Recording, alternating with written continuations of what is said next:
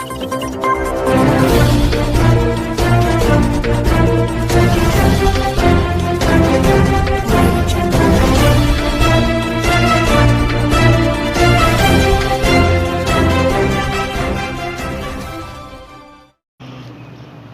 اللہ الرحمن الرحیم. ناظرین، میں ہوں محمد یوسف مغل اور میرے ساتھ ہیں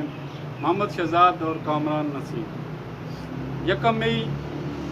یوم مزدور کے موقع پر آج ہم گفتگو کریں گے کیا شکاگو کے مزدوروں کی قربانیاں رنگ لائی یا نہیں. اس حوالے سے میں شہزاد صاحب سے پوچھوں گا کہ کیا وہ جو سوچ اور فکر لے کے ان مزدوروں نے جدوجہد کی تھی، کیا وہ پایہ تکمیل کو پہنچی یا ادھوری ہے، یا کس صورتحال میں اس وقت وہ موجود ہے. بہت شکریہ. دنیا کی تاریخ کا جب ہم مطالعہ کرتے ہیں اور یہ چیز دیکھتے ہیں کہ دنیا نے انسانیت کے لیے کیا کیا کیا، کیسے لاز بنے، کب سے بننے شروع ہوئے، کیسے ہوئے، تو اس میں تو ہم بحیثیت مسلمان یہ اس بات کو کنسیڈر کرتے ہیں کہ جو خطبہ حجۃ الوداع ہے تو وہ ایک اسلامک ورلڈ آرڈر ہے، اور اس میں ہیومن رائٹس بھی ہیں، اس میں آپ کے لیبر رائٹس بھی ہیں، اس میں اقلیتوں کے بھی ہیں، اس میں سارے رائٹس موجود ہیں، اور پورا اسلام ایک ضابطۂ حیات ہے، اور اس حوالے سے یہ بھی ہمارا ایمان ہے. اس کے علاوہ جو دنیا ہے، دنیا میں رائٹس وہ لیبرز کے ہوں یا کسی اور کے ہوں، رائٹس کے حوالے سے کچھ بڑے بڑے ایک لاز بنے، قانون بنے، جس میں ایک ہے میگنا کارٹا کے نام سے. ہر ایک وہ شخص جو تاریخ سے واقف ہے وہ اس کو جانتا ہوگا کہ 1215 کے ارد گرد یہ میگنا کارٹا کو سائن کیا گیا، اور میگنا کارٹا بھی رائٹس پہ بات کرتا تھا، اس میں تمام طرح کی رائٹس کی بات ہوئی تھی. پھر جو ایک بڑا ریولیوشن آیا جس کو ایک سن 1600 میں، تو وہ ریولیوشن جو ہے اس کے بعد بہت ساری مملکتیں آزاد ہوئیں، بہت سارے ملکوں کے وجود عمل میں آئے، جس کی بنیاد پہ ہی شاید آگے چل کے تو سن 1770 کی دہائی میں امریکہ جیسا ملک بھی آزاد ہوا، اور آگے چل کے اس نے بھی اپنا ایک کانسٹیٹیوشن بنایا، آئین بنایا، اور وہ اس نے آئین تقریباً بنایا جو وہ 1789 جس کو ہم کہتے ہیں اردو میں، 1789 میں جب انہوں نے اپنا آئین بنایا تو آئین کے اندر بھی انہوں نے کچھ بیسک رائٹس کو تھوڑا سا اگنور کیا ہوا تھا، تو پھر انہوں نے یکدم ترامیم کی جو بلز آف رائٹ کے نام سے، بل آف رائٹس کے نام سے، اور وہ 1791 میں انہوں نے بل آف رائٹس کے نام سے انہوں نے اس میں ترامیم کی، اور جو لوگوں کی انسانی حقوق کی بات ہوتی رہی. لیکن آگے چل کے جو 18ویں صدی ہے، جو 19ویں صدی ہے، 1886 کی چونکہ ہم بات کر رہے ہیں مزدوروں کے حوالے سے، تو جو 19ویں صدی ہے، 19ویں صدی بنیادی طور پہ یہ انڈسٹریل ریولیوشن کی ایک ایرا تھا. اس میں انڈسٹریز بہت پنپ رہی تھیں، آ رہی تھیں، لگ رہی تھیں. تو اس انڈسٹری میں یہ حال تھا کہ جب انڈسٹریز لگتی تھی تو لوگ شہروں کا رخ کرتے، اور آج طرح کا جو شہر آپ کو یورپ میں نظر آ رہے ہیں یہ ایسے نہیں تھے. یہاں ایک ایک کمرے میں 20 مزدوروں کو رہنے کی ضرورت پڑ رہی ہوتی تھی. لوگ دیہاتوں سے شہروں میں آ کر فیکٹریوں میں کام کر رہے تھے. ان کی حالت زار بہت بری تھی، اور سرمایہ دار ان کو چوس رہا تھا. یہی 19ویں صدی تھی کہ 1818 میں ایک کارل مارکس نامی جو ایک شخص تھا، بنیادی طور پہ اس کا جنم ہوا،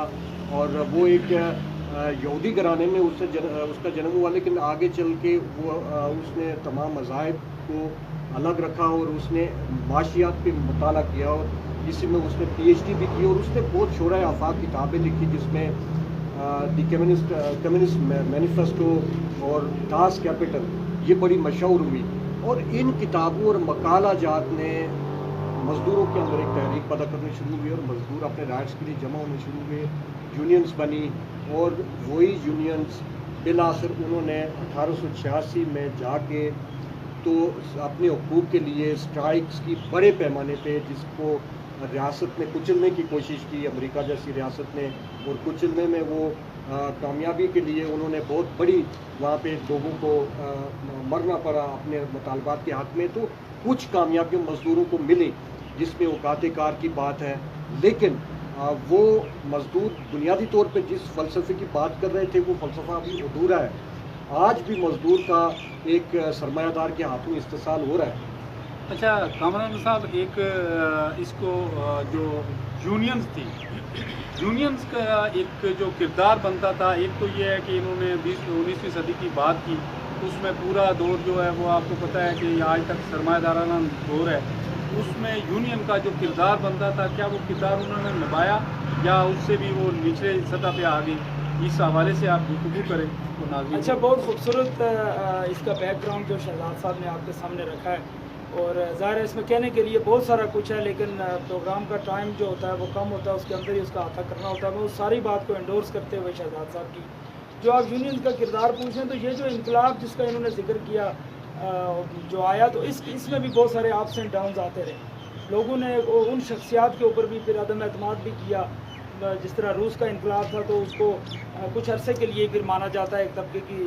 طرف سے، اس میں لینن اور پھر آگے جو اسٹالن کا رول تھا اور اس کے بعد پھر جو ٹراٹسکی کا رول تھا۔ تو میں یہ سمجھتا ہوں کہ یہ ساری تحریک اور یہ سارا فلسفہ اور یہ ساری جو چیز تھی، یہ کارل مارکس کی انہیں شورا آفاق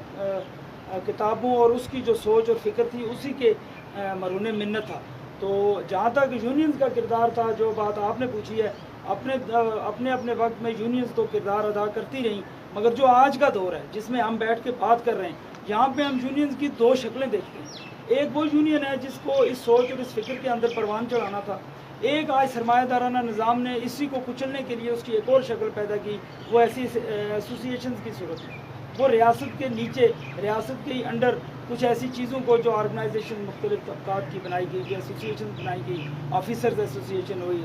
جریدہ ملازمین، غیر جریدہ ملازمین، اور اس طرح سے، اور اس کے اندر بھی جو مزدور طبقہ ہے ان کی اپنی بھی یونین کسی حد تک وہ اپنا دم مارنے کی کوشش کرتی ہیں۔ مگر میں یہ سمجھتا ہوں کہ یونین جیسی پاورفل چیز، یونین جیسی ایک وسیع چیز، یونین جیسی ایک ایسی چیز کہ جو ریاست کو گائیڈ لائن دیتی تھی، جو ریاست کو پالیسی دینے کی سخت رکھتی تھی، بلکہ میں یہ سمجھتا ہوں کہ ریاست کو ڈکٹیٹ بھی کرتی تھی کسی وقت۔ آج ان ایسوسیشنز نے جو کہ ریاست کا بیسیکلی دم چھلا ہوا کرتی ہیں، انہوں نے اس مزدور تحریک کو کچلنے کی کوشش کی ہے، انہوں نے بار بار ان طبقات کے ساتھ مصالح کی ہے، بار بار ایک تحریک کو، ایک انقلابی تحریک کو، ایک اٹھان کو، جس وقت وہ حالات کے مطابق وہ اٹھی تو اس کو جا کے ان بالادست طبقات کے ساتھ مذاکرات کر کے رد انقلاب کا باعث بنی۔ بالکل صحیح لفظ یوز کیا شہزاد صاحب نے، اور پھر اس بغاوت کو کچل کر اس ساری سوچ اور فکر کو نقصان پہنچایا۔ لیکن اس کے باوجود میں یہ سمجھتا ہوں کہ ساری دنیا میں اس کے اوپر کام ہو رہا ہے اور کام جاری ہے کہ مارکسزم آج بھی موجود ہے، اور مارکسزم کے اندر ہی مزدور تحریک ایک بہت بڑی تحریک کا، اور اس کو اگر اس آج کے حالات سے جوڑا جائے، معذرت کے ساتھ آج کے حالات سے جوڑا جائے، تو ہمارے معاشی نظام نے یہ بتا دیا کہ وہ غلط بنیادوں پہ قائم۔ تو آج کا جو مزدور ہے،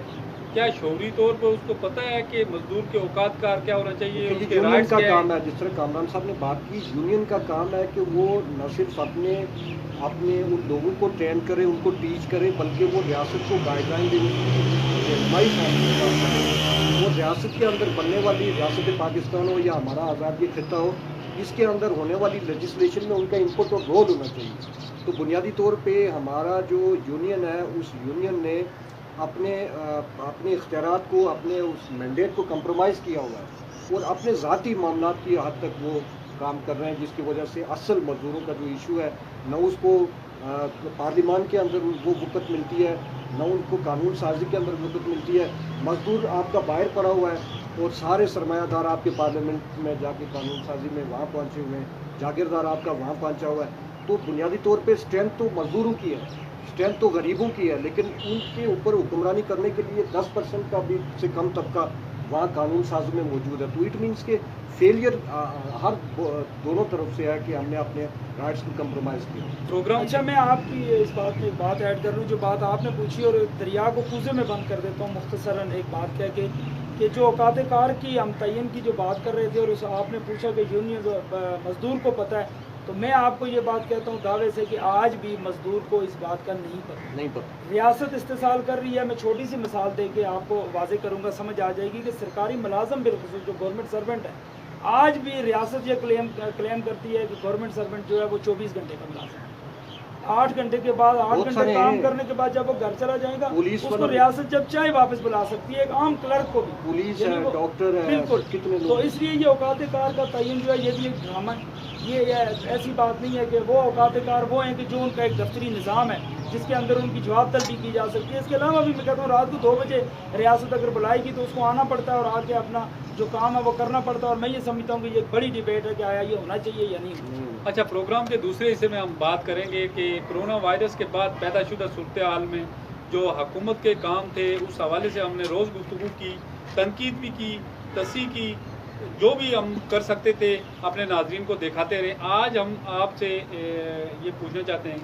کہ کیا ہم عوام کا جو رول بنتا تھا کیا ہم نے وہ نبھا رہے ہیں یا نبھایا؟ یہاں پہ میرا اوپینین ممکن ہے ایسا ہو کہ آپ دونوں اس سے اختلاف کریں. میں جس طرح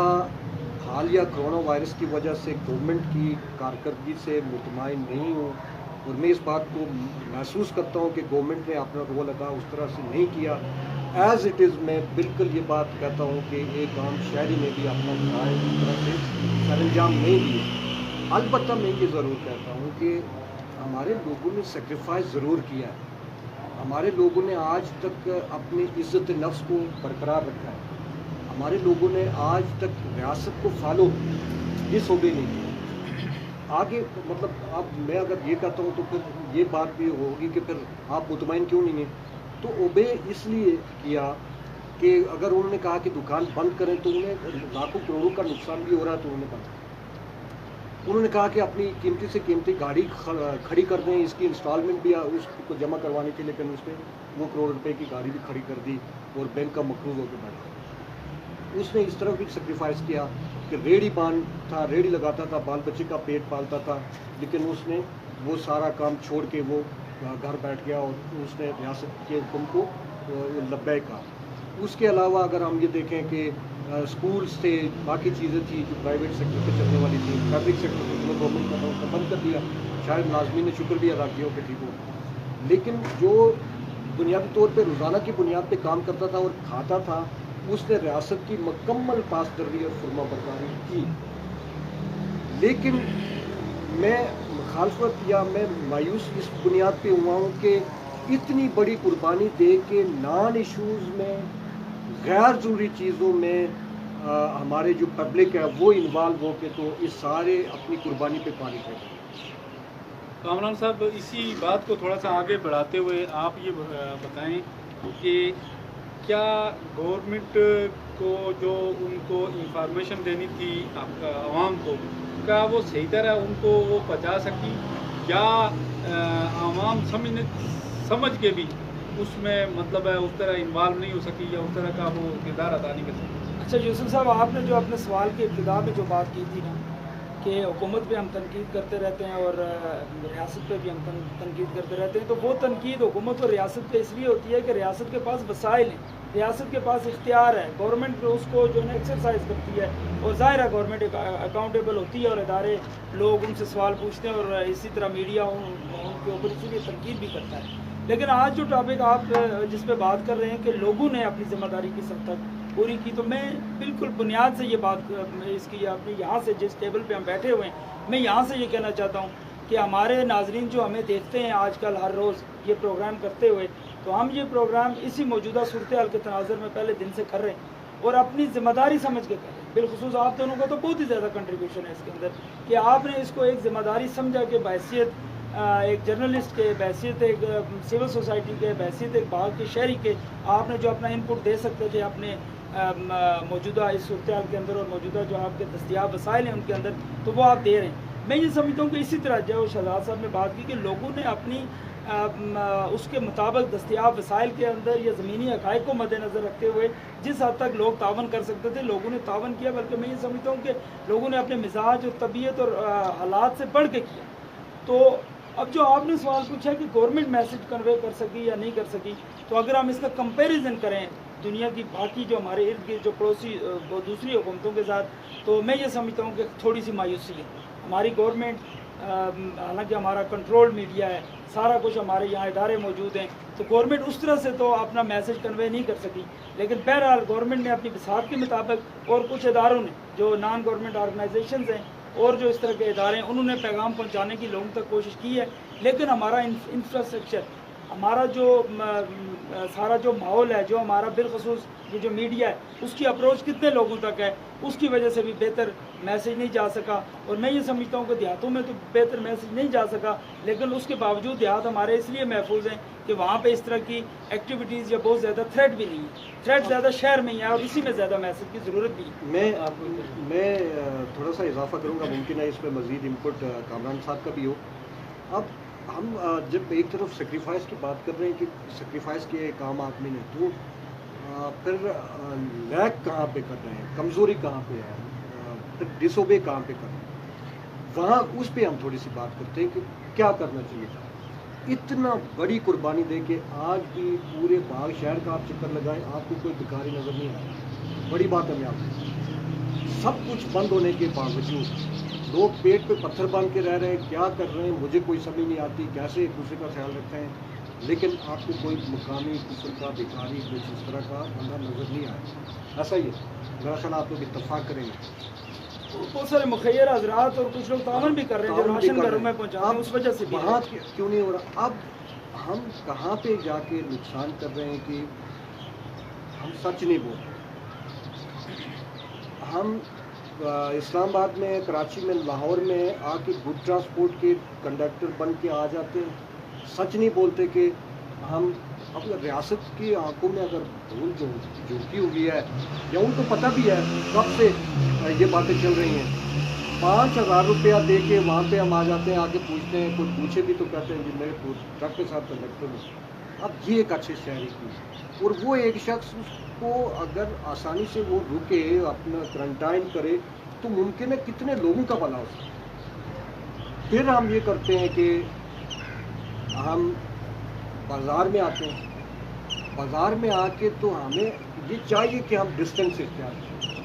تھوڑا سا ویٹ کر لیں، جلد بازی ہم نہ کریں. لیکن اس کے باوجود ہر آدمی کی یہ کوشش ہوتی ہے کہ سب سے پہلے میرا کام ہو جائے، سب سے پہلے میری خریداری ہو جائے، سب سے پہلے مجھے جو ہے وہ ہو جائے، سب سے پہلے یہ سپورٹ احساس پروگرام میں لے لوں. تو یہ بہت بڑی کمزوری ہے. اس کے ساتھ ساتھ جو تیسری اہم چیز ہے وہ یہ ہے کہ جو لوگوں کو بنیادی طور پہ جو ایونٹس تھے، مطلب اس میں ڈیتھ ہو گئی کسی کی، اور کہیں کچھ اس طرح کا واقعہ ہے، تو آج بھی اگر کوئی اس طرح کا واقعہ ہو جائے تو وہاں غیر ضروری طور پہ سینکڑوں لوگ اکٹھے ہوتے ہیں. اچھا، اس کو تھوڑا سا سمیٹتے ہوئے میں ایک کمنٹ سنوں گا کامران نسیم صاحب سے کہ ان دنوں ظاہر ہے محدود پیمانے پہ بازار کھل رہا ہے، اور جب بازار میں خاص کر کے آج کل دودھ کی طرف تو سارا ہی کھلا ہے، نہیں اس طرح تو نہیں ہے، تو یہ جو کپڑے وغیرہ، جوتے وغیرہ لینے کے لیے خواتین آتی ہیں، ان کے لیے اگر کوئی آپ پیغام دیں، ان کا جو کردار بنتا ہے وہ اگر دیکھتی ہیں سنتی ہیں تو ان کے لیے اگر کوئی اچھا ان کا کردار جو بنتا ہے، میں کل بھی ایک جگہ یہ بات میں نے ایک پروگرام میں کیا. ایک تو ہمارا سوشل سٹرکچر ایسا ہے کہ آپ دیکھتے ہیں کہ ہماری خواتین ہمیشہ سے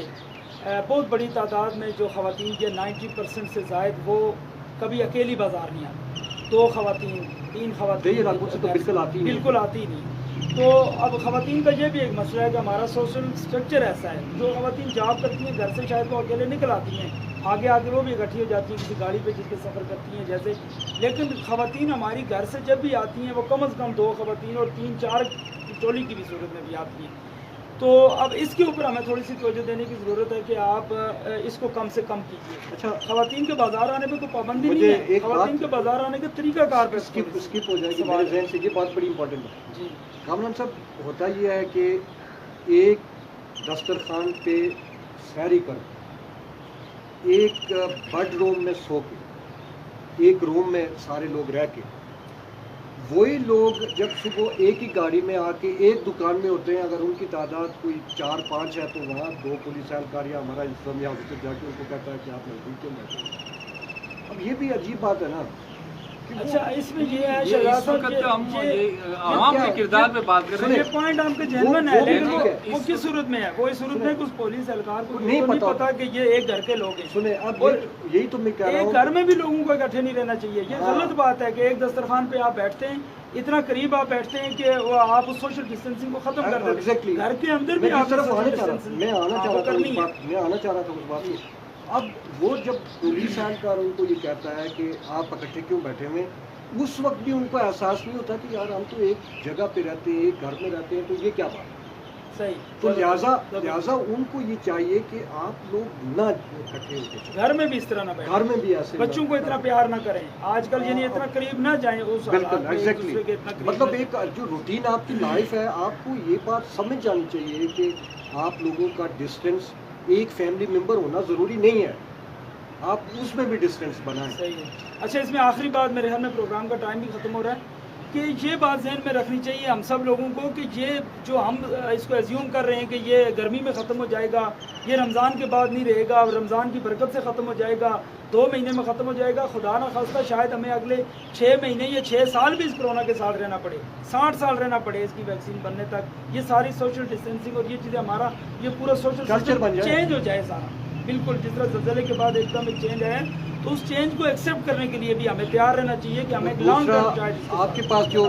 سراج یہ آپ کے پاس جو پیسے ہیں ان کو بہت امپورٹنٹ سمجھ کے ان کو محفوظ رکھیں، مشکل وقت آپ کے پاس غیر ضروری شاپنگ پہ اس کو خرچ کریں. اچھا، آپ نے دونوں پینلسٹ کی آراء سنی،